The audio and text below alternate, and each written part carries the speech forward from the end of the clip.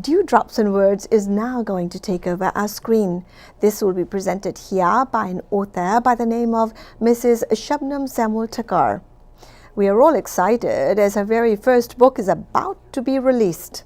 In each of her segments here, Shabnamji always brings out the best of the best in her guests, who happens to be the cream of the crop. Let's meet her lovely guest for today.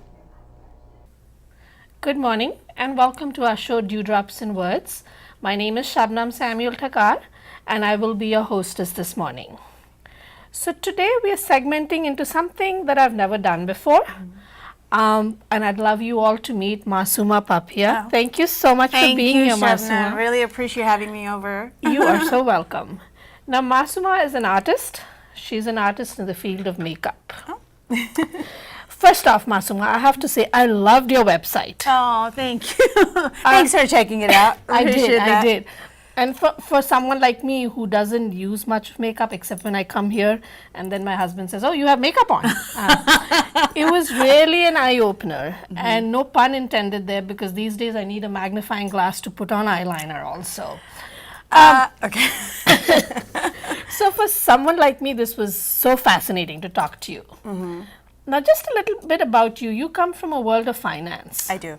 And then you moved to art. I did, which is quite interesting. Yeah. What brought you there? What catapulted you there? Boring to exciting, yeah.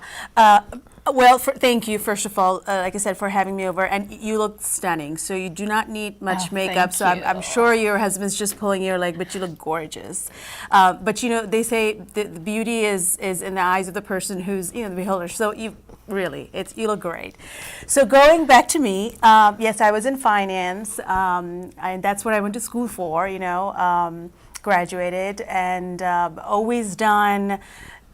For me, it was a very exciting field at that time because it was all about customer service and what we need for people, but it just became a little bit too commercial. So I decided a couple of years back to just take some time off from banking. And when I did that, actually my husband, which really he's the inspirer for everything. For me, he's behind everything that I do. So I have to give him that credit.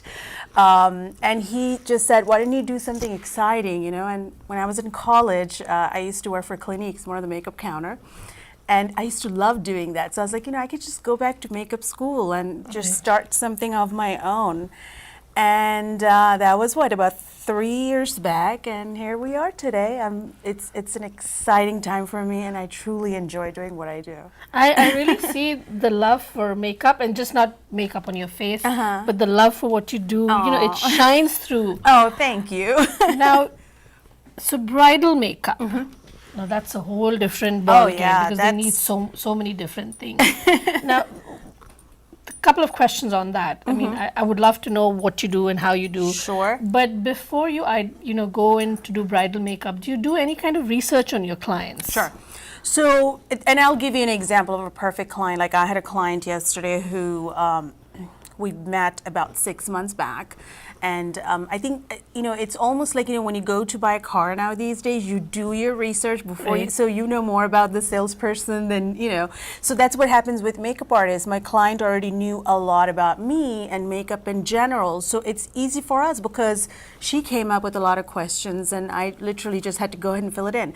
So typically what we do, we meet 6 months prior because we want to make sure the bride is on a schedule.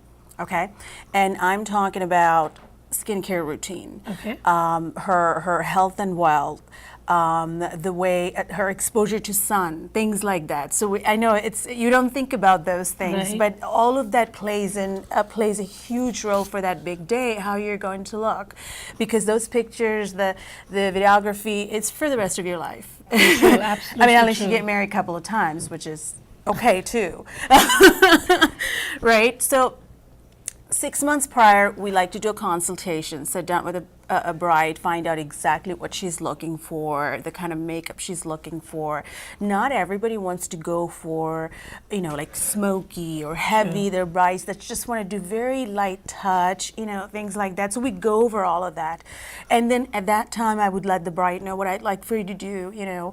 Like one of the most important thing I always like to share with brides, you know, I think we always have this idea that I need to get my facial done pretty much every other week until the, not true. Okay. You should go easy with facials. You know,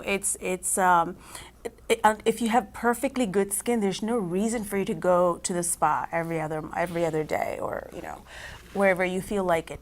A week, or I should say 2 weeks prior to the wedding, you shouldn't get any facial done. Now That's interesting. Wow. it's really, really important, because it's you know, you want to have that natural skin. Right. A facial, it gets a little bit of, what's the word I'm looking for here? A little bit of animated, and we don't, when we apply makeup, we want her natural self. You still want to look like yourself. You know, you don't want to look like someone else. All scrubbed down. Exactly, and all that, yeah. exactly. And so those are just kind of little things here and there that's important. And then just, you know, drinking a lot of water. That's always a good idea for brides, and no fights with the future husband.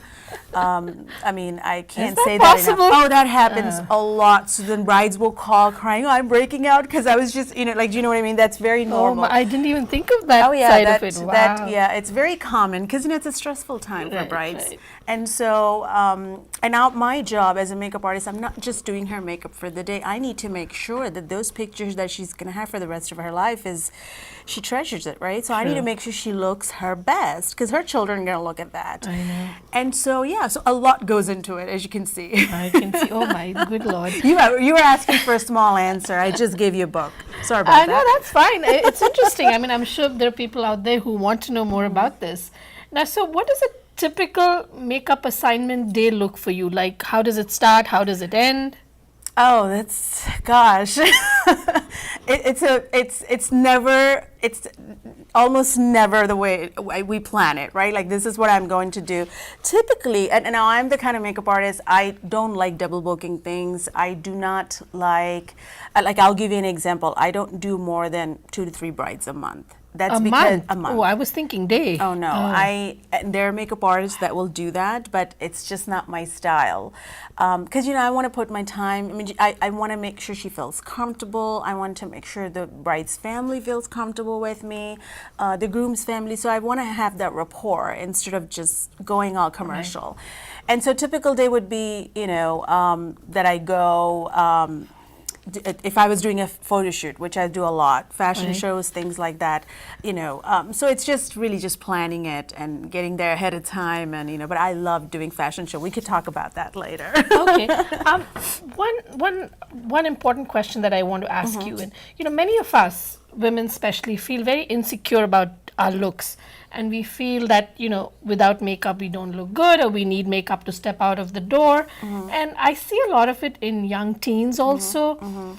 Now, being a makeup artist, how do you handle things like that when a kid comes, 16-year-old comes and tells you, put makeup on me, I don't look good the way I am? How do you handle that? I mean, I know makeup is what you do, but then again, there's that emotional aspect of things. How do you handle that? I'm so glad you asked that. Not everybody asks that question. A 16-year-old do not need a whole lot of makeup. There's no reason for that person to wear a ton of makeup, because she's already got beautiful skin. You know, my approach always is, at the end of the day, you want to look like yourself. You do not want to portray someone else. It should be you. So if it's 16, we do a lot of prom makeup, and you know, it's all about the Instagram photos, the Snapchat photos. So they just want to want to look all made up. It's a misconception. You want to look neutral, you know. And a quick tip would be, if you could just get away with some powder. Some moisturizer, some powder, and a little lipstick. That goes a long way. You don't need all that bells and whistles that people kind of slap on, and it just looks like layers of, you know, not needed. And again, for a young girl, definitely not needed. I would recommend stay away from it. But it's a personal choice. True. It's right. Yeah, true. Because you can decide how much makeup you want to have on yourself, Right. you feel comfortable with, Right. right? So it's a personal choice, but as a makeup artist, when we have to make judgment call, you know, it's always, we keep things in mind, that how old is this person? Right. What time of the day this makeup is needed for an evening look? Of course, we're going to go a little bit more glamorous. During the day, you want to stay very neutral, things like that. So yeah, it really depends on the person. Have you done any celebrity makeups? Gosh, I don't want to talk about myself. I mean, I have, and I am not a fan famous person out there, trust me. But I had the opportunity to make up for Billie Jean King, and trust me, I was shaking the whole time, and I was so nervous. She literally had to tell me what color she's looking for, and I was like, yes, yes. It was just, it was one of the, it was so real. It was, I still couldn't believe after I was done. I was like, this is not real. I just didn't meet the person. She was so sweet. Awesome. So yeah, so that was an experience that I will not forget. Awesome. So one last question for you. Where do you see yourself 5 years from now? Well, you know, a couple of years back when I took time off from my career, which was really established at the time, I didn't think I would be where I am. And so I just hope it gets better in time and I get to build and expand my business going forward. Okay. I think we have a few more minutes, so I just want to slip in some more questions. Sure. So in terms of products that you use, do you use any specific product?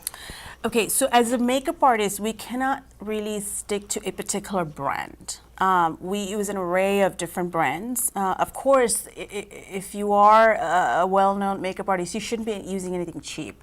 It has to be high-end makeup that you want to use. Like, I'll give you an example. Today, if I were to do makeup for somebody who is going to be in front of the camera, I'd have to use something that's HD, that does not flash back because we're on camera.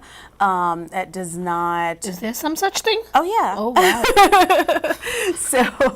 So those are things you want to keep in mind. But you know, there's so many brands out there, and there's organic makeup now. Now, one thing people don't realize when it comes to makeup, you cannot be 100% organic. It's just not going to happen.